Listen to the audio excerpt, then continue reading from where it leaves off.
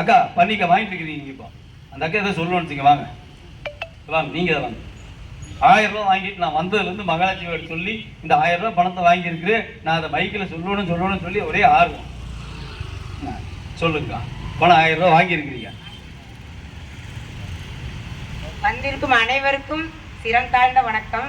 நம்ம தளபதியை பற்றி சொல்ல வேண்டியதில் எல்லாருக்குமே தெரியும், இருந்தாலும் நான் சொல்கிறேன்.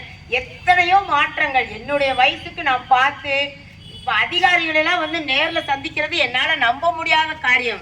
அது கண்டிப்பாக வந்து கலெக்டர் ஒரு காலத்தில் வந்து நாங்கள் பார்க்குறோம், ஐயோ கலெக்டரை பார்க்கணுமா, கலெக்டரை பார்க்கணும்னா அதுக்கு 2 பேர் பின்னாடி போலீஸ் வருவாங்க, அதுக்கு முன்னாடியே அப்பாயின்மெண்ட் வாங்கணும், அங்கே போய் காத்து நிற்கணும். கலெக்டர் முக்கியமான சீஃப் கெஸ்ட் விஐபி எல்லாம் பார்த்த பிறகுதான் எங்களை மாதிரி ஜனங்கள் போக முடியும்.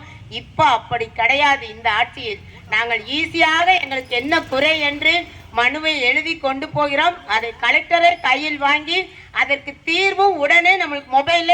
அது என்னால் உண்மையிலவே நம்பவே முடியாத விஷயம். இன்னொன்று, இந்த 1000 ரூபாய் நான் எவ்வளோ பயன்படுத்தினேன்னு என்னுடைய அனுபவத்தை சொல்கிறேன். நான் முன்னாடிலாம் சிலிண்டர் வந்து புக் பண்ணி விட்டுருவேன். ஆனால் சிலிண்டருக்கார் வந்துடுவார், வந்தால் என்கிட்ட பணம் இருக்காது. போங்க, அந்த அம்மா சொல்ல நீங்கள் புக் பண்ணால் இனிமேல் நான் வந்து 2-3 நாள் கழித்து தான் உங்களோட பதிவேன். அப்போ அதே மாதிரி ஒரு மாதத்தில் வந்து நம்ம தளபதி பணம் வந்ததுக்கு அப்புறம் ஒரு மாதத்தில் வந்து நான் 13ஆம் தேதி பதிஞ்சிட்டேன். ஆனால் 14ஆம் தேதி வந்துருச்சு. வந்து எனக்கு என்ன பணம்னு தெரியல, கையில் பணம் இல்லை. அப்போ நான் சொன்னேன், என் கையில் பணம் இல்லை, நாளைக்கு வாங்கன்னு. இன்னைக்கு பணம் இல்லை, நாளைக்கு எப்படி வரும் அப்படின்னாரு. நாளைக்கு எனக்கு பணம் வரும், நாளைக்கு நீங்கள் சிலிண்டரை கொண்டு வாங்கன்னு. அதே மாதிரியே 15ஆம் தேதி 11 மணிக்கு கொண்டு வந்தார். நான் அவர் அனுப்பின பணத்தை எடுத்து முதலே வச்சிருந்து சிலிண்டருக்கு கட்டினேன். இன்னைக்கு வரைக்கும் நான் அதை பண்றேன். என்னால் வந்து அது உண்மையை நான் மனசு வந்து தலைவருக்கு நன்றி சொல்றேன். ஏன்னா மாசம் 1000 ரூபான்னு நம்ம நினைக்கிறோம், 12 மாதங்கள் அது 12,000 ரூபாயாக மாறுது. கண்டிப்பா வந்து நான் அதை கஷ்டப்பட்டு அந்த பணம் வந்து 15ஆம் தேதி எனக்கு எந்திரிக்கும் போதே சந்தோஷமா இருக்குங்க. சத்தியமா, யார் நீங்க நம்புறீங்களோ இல்லையா, எனக்கு எந்திரிக்கும் போது ஆகா இன்னைக்கு நமக்கு ஒரு வருமானம் இருக்கிறது. அது என்னுடைய உழைப்பு இல்லை, நான் உழைப்பை போட்டு அதை வாங்கல, இந்த மாதிரி பிரச்சாரம் பண்ணி வாங்கல, எதுவுமே இல்லை. எதுவுமே இல்லாம அந்த மகாலட்சுமி நம்மளை தேடி வருது. எப்படி வருது? நம்ம ஆட்சியில மட்டும்தான் முடியும். இன்னொன்று என்னன்னா, ரேஷன் பொருட்கள் வந்து முன்னாடிலாம் ரேஷன் அரிசியெல்லாம் புழங்கவே முடியாதுங்க.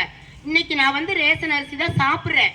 என்னால் நல்ல அரிசி வாங்க வழியே இருந்தாலும் கூட எனக்கு ரேஷன் அரிசிக்கு நல்ல அரிசிக்கு வித்தியாசமே தெரியல. ஏதோ ஒரு துளி தான் தெரியுதே தவிர நல்ல தரமான பொருட்கள், தரமான இலவச பேருந்து வந்து சொல்லியே ஆகணுங்க.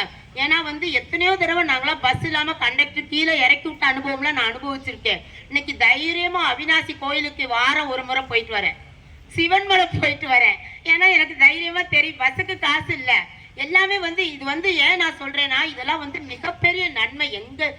நான் இத்தனோண்டா இருந்ததுலேருந்து இத்தனை வயசு வரைக்கும் எதையுமே நான் அனுபவிச்சது இல்லை. இப்போதான் அனுபவிக்கிறேன். இந்த ஒரு 5 ஆண்டு தலைமுறைகளாகத்தான் அந்த கலைஞர் வந்து பொறுப்பை கருணாநிதி காலத்திலையும் சரி இப்பயும் சரி, அது இந்த தலைமையில வந்து நிறைய அனுபவிக்கிறோம் நம்ம பெண்கள். முக்கியமா இந்த சார் சொன்னாரு, அப்போ வந்து நான் படிச்ச எங்க அக்கா 4ஆம் கிளாஸோட நிறுத்திட்டாங்க. ஏன் தெரியுங்களா? அந்த காலத்துல வந்து பெண்களை படிக்க அனுப்ப மாட்டாங்க. ஆனா இன்னைக்கு நம்ம தலைவர் என்ன செய்யறாரு, பெண்கள் பள்ளிக்கு போகணுங்கிறதுக்காக பெண்களுக்கு படிக்கிற குழந்தைகளுக்கு தனியா 1000 ரூபாய் கொடுக்குறாரு. அதுக்காக எத்தனை பேர் ஸ்கூலுக்கு அனுப்புறாங்க. அப்புறம் உணவு, அந்த உணவுக்காக ஓடுற என் குழந்தையில அந்த உணவுக்காக ஓடுறாங்க. அந்த காலை உணவு, மதிய உணவு, அப்புறம் தூய்மை பணியாளர்களுக்கு இப்ப 3 நேர இலவச உணவு, அது முதல் முறையா மெட்ராஸ்ல இப்ப அறிமுகப்படுத்தி இருக்கிறாங்க. இப்படி எத்தனையோ வந்து நம்ம வந்து நல்லதை மட்டுமே அனுபவித்துக் கொண்டிருக்கிறோம். இந்த ஆட்சி இனிமேலும் தொடர வேண்டும், கண்டிப்பாக தொடரும் என்று சொல்லி முடித்துக் கொள்கிறேன். நன்றி, வணக்கம். கம்மன் அந்த கவியை பேச விட்டுருக்கலாம். ஆமாம், நல்லா பேசிடுச்சு. அந்த அக்கா சொல்லுது இவன் மேலே பேசிட்டு, அந்த அக்காவே நல்ல 5 நிமிஷம் பொன்னிக்காவை பேச சொல்லியிருந்தான். அருமையாக இருக்குது. உண்மையாக சொல்கிறேங்க, ஒரு தாய் இங்கே வந்து உட்கார்ந்து நான் சந்தோஷமாக இருக்கேன்னு சொல்லுகிற இந்த வார்த்தையை கேட்கின்ற போது உண்மையாகவே சொல்கிறேன், மு.க. ஸ்டாலின் அவருடைய ஆட்சி தான் இன்னும் 30 ஆண்டுகளுக்கு தமிழ்நாட்டில்.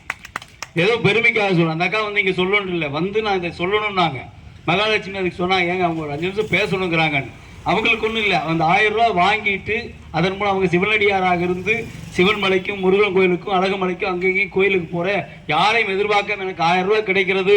இன்றைக்கு ஒரு அப்பாவாக அண்ணனாக இருந்து தமிழ்நாட்டுடைய முதலமைச்சர் அத்தனை பேருக்கும் 1000 ரூபாய் கொடுத்த சந்தோஷத்தில் அவங்க பேசுகிறாங்க போது இந்த ஆட்சி நீடிக்க வேண்டும் என்பதிலே நீங்கள் மட்டுமல்ல அத்தனை தாய்மார்கள், தமிழ்நாட்டில் இருக்கிற 1 கோடி தாய்மார்கள், 2 கோடி வாக்காளர்களை 1 கோடி தாய்மார்கள் உதயசூரியனுக்கு தான் வாக்குங்கிறாங்க. உதயசூரியனுக்கு தான் வாக்கு. எதுக்கு சொல்றேன்? அது மட்டும் இல்ல, அக்கா ஒன்று சொல்லிட்டாங்க, அந்த